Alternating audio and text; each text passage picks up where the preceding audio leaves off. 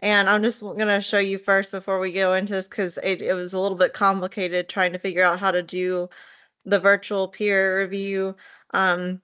Usually on Blackboard that I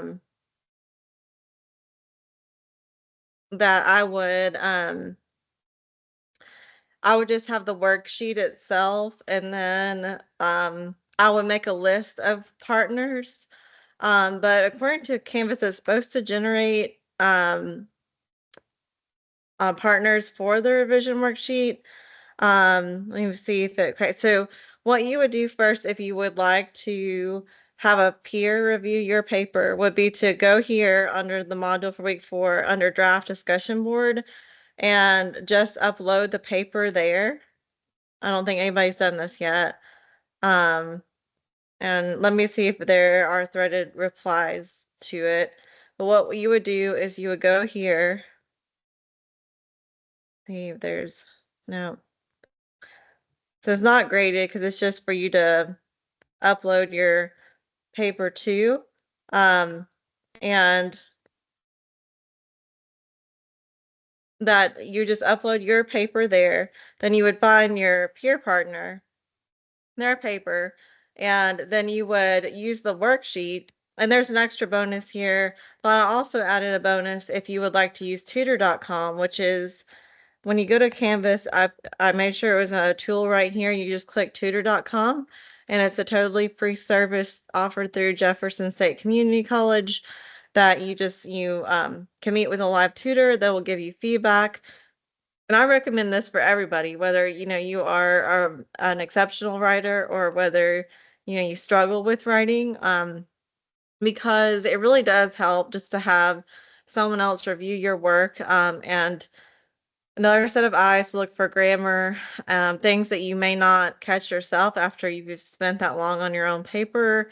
So it is a really good resource. So first of all, you would go here, upload the paper, and then you would go to this assignment here and see who your partner is. It should automatically generate it. I'm going to ask y'all to have y'all did this assignment, has it generated any peers? Because I clicked on automatic partners for this.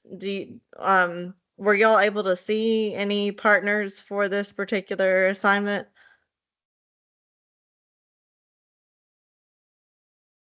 Not on mine. You didn't see any, it didn't generate any, because I went here and clicked automatically assign peer reviews. So I was assuming it probably would either send you a message saying who your partner was or something like that. So it didn't say anything. This assignment doesn't have who your partner would be. Mine No, it says didn't. I'm locked until the 8th. Same You're here. locked until the 8th? Okay. Um,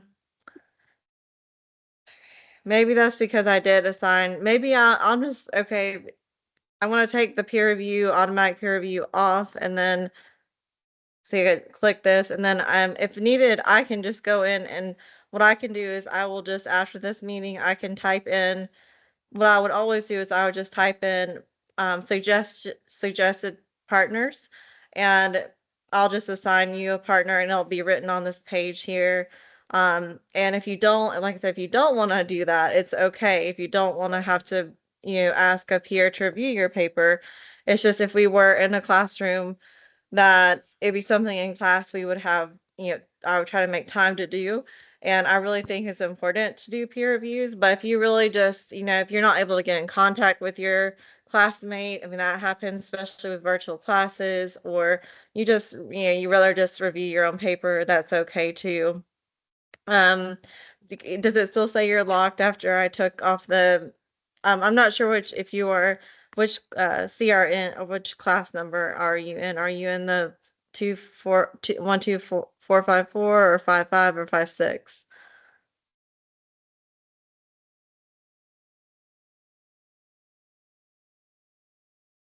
I Yeah, couldn't tell you, but it's still saying I'm locked, locked out. okay. I'm gonna go through all these real quick, and I'll just keep talking about the worksheet. So if you'd like to do and I will just, like I said, I'll just I'll just go through and make a list if it's an issue, if it's not automatically generating a partner. This is new to me too, because I'm just used to Blackboard. And with Blackboard, I would just post the worksheet, and then I would give the students an opportunity to, I would just assign peer review partners, and then say you could just review your own paper. But I know it's a little bit confusing, but if you want to do the peer review, you would just upload your paper in the discussion board. Then if you don't want to do the peer review with a partner, you don't have to upload it in the discussion board. That's just a way so you can find your partner's paper without having to email them and whatnot. And then you would just take the worksheet, and you would take your draft. So this is after you have a complete draft. Your draft is not your final copy, but it's just a working copy of your paper. And then you'll just go through this worksheet, and how I broke it down was to focus on organization, grammar and mechanics, um, and also and formatting as well. And so I tried to kind of break it down step by step, just basic questions about the paper that will help you to know you're on the right track with it, and look for any errors or mistakes that could be in your paper. Um, and what you'll do is you'll just copy that worksheet, and then you could copy onto a Word document, and you would just put in the number, or you could type it into the text box, or copy into the text box too. It'd probably be easier with a Word document. And then you would, at that point, just go through the questions, and if you don't answer all the questions, or you don't put an X or a number of mistakes you found and all of them, that's okay. But the majority of them should have either an X that you've looked for that point, or you found mistakes. You could put a number of mistakes that you found. And then for bonus, that you can go to tutor.com, and then there are questions on that worksheet you would answer based on their feedback, how you would use that feedback in your paper. And so that's all you're doing, is you take that worksheet and then resubmit it with completed, and it has the reviewer and the reviewee. If you are working with a peer, if it's a paper, you're reviewing the paper, you're the reviewer, and then the reviewee is the person whose name is written on the paper. But like I said, and I'm gonna see if this works, if I just take off the automatic um, peers that are posted, if this will help you to be able to access it. I think that now, one of the classes, someone has already turned this in, but I'll just take this off of here, and off of all these for right now. Like I said, I've never tried to do the automatic peer review, so it's new to me. Um, can you go back and now will it let you access it now?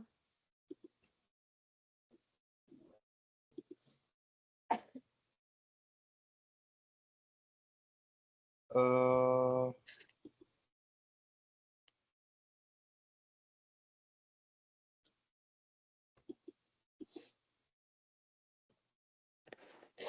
yeah, I don't know if it's something on my end. Are you going to the module and clicking on it? I am. Okay.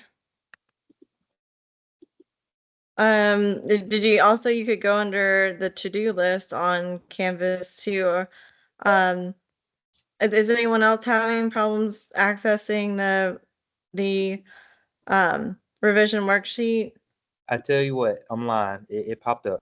Okay, well, maybe it was the peer review. So I'm sorry about that. Like I said, I was hoping it would just generate your list, but what I'll do is, after this meeting, I'll just make sure to well, I'll just post on the worksheet. I'll just make a list of suggested peer review partners. And if, like I said, if you would like to, you would probably need to still, I guess, well, since I already would have a list of the partners, you would just when you saw your partner's paper on the discussion board, then you would just read that paper, and then turn in the worksheet. You would put your name as the reviewer of that paper, and they would put their name as the reviewer of your paper, and then that's how you would turn it in. But like I said, that if you if you want to just review your own paper, that's okay too, because I know that it is a little bit more difficult with it being online.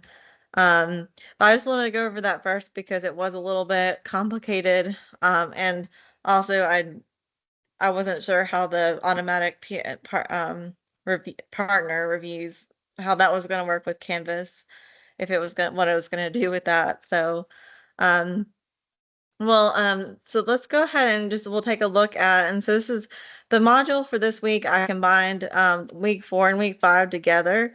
So what I did was I did try to separate when you go under this is the to do, actually.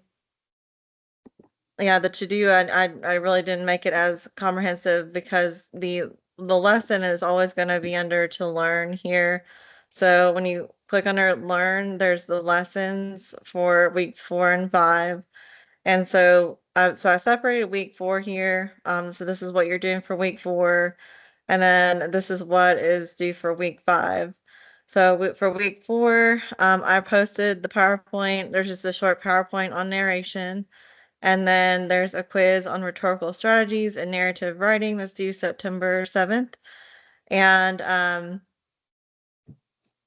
let's see, I think I actually got part of this a little bit out of order here. So I put the revision worksheet. The link is a little bit out of place here where in terms of what I wrote to the assignment. So this is the worksheet here. And then it is due on September the 8th. And once again, to do the revision, you need to make sure that you have a draft of the paper, and it's not going to be your final draft, and it's the draft of the paper. And then you use the worksheet to review it. And if you answer the questions on the worksheet from tutor.com, you make an appointment with tutor.com.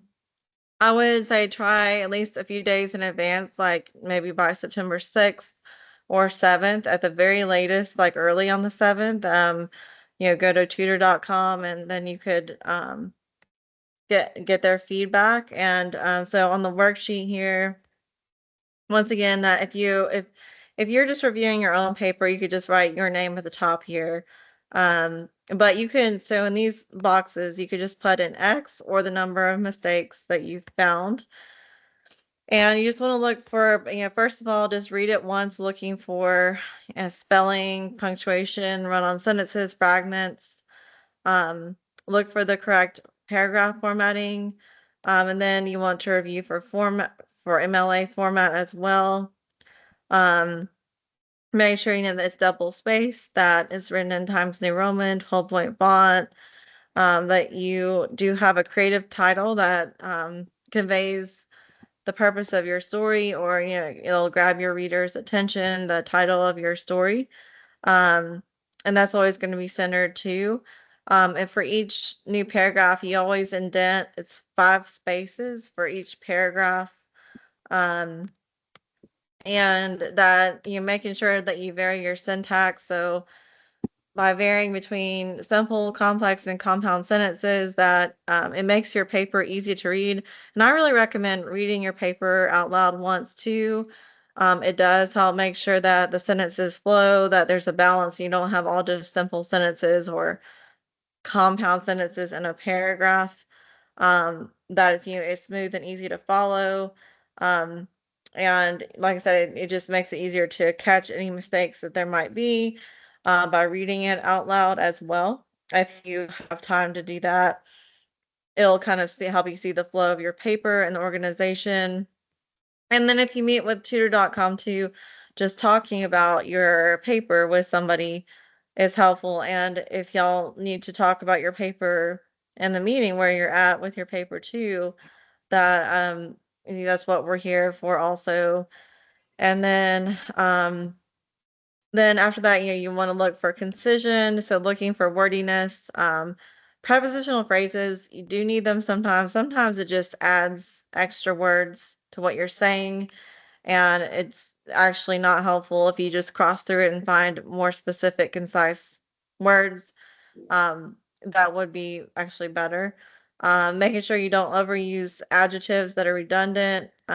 Looking for phrasal verbs that are, two or more words as a um, verbal phrase. So you would have spelled out or set off or get up, set out. Those are all examples of phrasal verbs that you could eliminate, cross through, and find a more specific verb to replace those that just add wordiness.